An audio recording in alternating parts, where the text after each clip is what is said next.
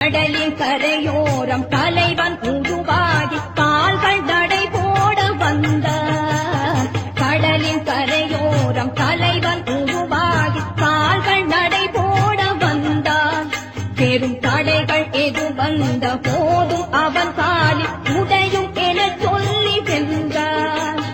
பூவும் புயலாகி பாயும் புலியாகி போரில் குதித்துள்ள நாடு தமிழீழம் உருவாகும் பேழை இதுவாகும் சென்று பழம் நோக்கியோடு புதிய வரலாறு எழுதும் புலி வீர புகழை உலகெங்கும் கூறு அவர் உதிரம் சொரிகின்ற உணர்வை கவியால் உரத்த